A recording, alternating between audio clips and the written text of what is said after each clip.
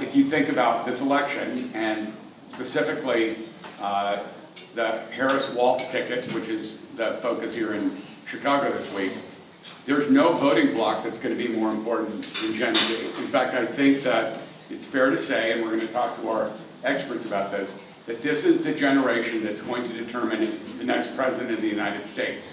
Gen Zers in the room, the midterm elections vote at twice the level that every other generation has voted. And that's what gives me hope. And I suspect you should give yourselves a round of applause for that. And that's what gives me hope. And by tapping into that energy, I think I'm just so optimistic about the future. So that's. But for me, what Gen Z represents is really values. And not just talking about values, but doing something. Like First Lady Obama said a couple days ago, doing something about those values. The only reason why Maxwell was able to be elected, though, was in part because he had to raise over $3 million.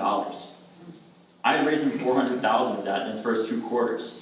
And he had to Uber drive from 9 p.m. to 2 a.m. every single night. And the thing is, I know there's 1,000 more Maxwells out there that walked out of their schools with us in 2018 and marched with us in 2018 in the largest student protest in American history. But unlike the past, it is so much more expensive now to run for office because of things like Citizens United, right? And so many young people and older people have lost faith that their government can represent them or frankly do anything right. And I don't know about you guys, but when a company's bad, I don't just say the company sucks. I look at the CEO, I look at the employees, and I would fire those people, right? And I think for us, we need to do the same thing with our government. If we don't think it's working, I think it's time that we change who's in government. And there were 5 states that flipped from red to blue in 2020. The 3 blue wall states plus Arizona and Georgia. Those 5 states, Donald Trump won everyone over the age of 45, and it wasn't too close. Right?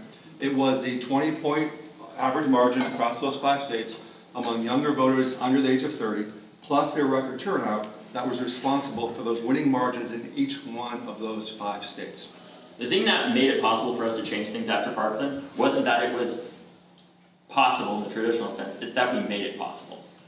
And the reason we were able to make it possible is because we believed that change was possible. We had the one thing that so many people didn't, which was the belief that it was actually possible to have a government that represents us and not the NRA. And God damn it, if we don't have that, we're going to make it one, right? And we told them, if you don't change gun laws, we're going to change who's in government. And that got their attention. And the result was palpable.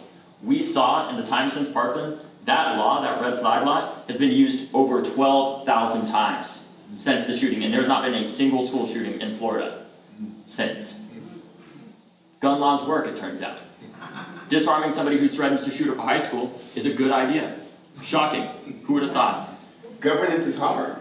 That to get things done, to take these values and to translate into policy, takes partnership. It does. Can't just be the young people doing it. It takes elders and folks helping to shift and guide the energy to concrete wins. So again, I think if I have anything to say is that Gen Z will save us, and they have been, but they can't do it alone. We should all be in deep mourning because of how much they've had to do. But I think the opportunity is that we can take that energy, we can take sort of all the ways that we haven't done what we need to do to create the society that our young people deserve, and do something about it. And follow their lead. If you don't have the answers, that's fine. They do. It's real common sense things. They're like, listen, just do what you taught us. Treat people the way you want to be treated. All people. Black people, trans people, gay people, women. Treat them the way you want to be treated. Make sure that everyone can eat. Simple. Make sure everyone has a roof over their head. Make sure young people go to school, and make sure everyone has the autonomy and the agency to make the choices for their future. And I think we follow the lead of Gen Z and actually support, not just clap, not just marvel, not just look at them like a special species, but actually follow their lead, then we will be able to deliver on what we've heard this week.